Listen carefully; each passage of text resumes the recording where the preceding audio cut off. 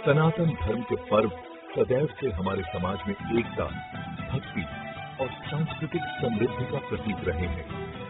चाहे वह गणेश चतुर्थी हो या दुर्गा अष्टमी के पावन अवसर का उद्देश्य समाज में एकता, भक्ति और एकजुटता को प्रोत्साहित करना है। परंतु वर्तमान समय में ये पर्व दिखावे और अपव्यय के चक्र में उलझते जा रहे हैं, जिससे इनके मूल उद्देश्य से हम भटकने लगे हैं।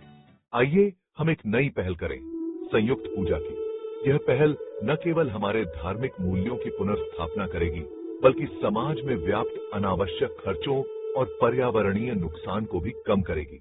हम संकल्प लें कि हमारे क्षेत्र या कॉलोनी में केवल एक ही गणेश प्रतिमा स्थापित की जाएगी, जो सिर्फ मिट्टी, धातु या अन्य पर्यावरण अनुकूल सामग्रियों से बनी हो। इन प्रतिमाओं को पूजा के बाद घर या कॉलोनी में ही विसर्जित किया जा सकता है, जिससे प्राकृतिक संतुलन बना रहे। द कॉलोनी तत्काल धन और संसाधनों की बचत। हर वर्ष मूर्ति विसर्जन और अन्य अनुष्ठानों में जो खर्च होता है, उसकी बचत हम सामाजिक और धार्मिक कार्यों में लगा सकते हैं। यह सामूहिक प्रयास हमारे समाज में एकता, प्रेम और आपसी सहयोग की भावना को बढ़ावा देगा। गणेश चतुर्थी और दुर्गा अष्टमी के पावन अवसर पर हमें यह सुनिश्चित करना चाहिए कि पूजा पंडालों में फिजूल खर्ची और दिखावे की बजाय भक्तिपूर्ण और सरल पूजा हो।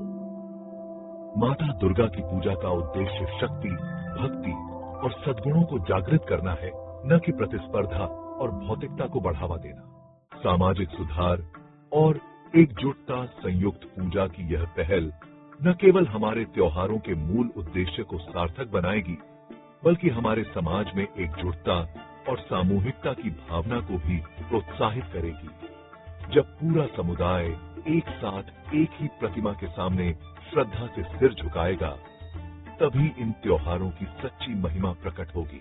जल प्रदूषण और भगवान के अपमान की रोकथाम का संकल्प लेना है।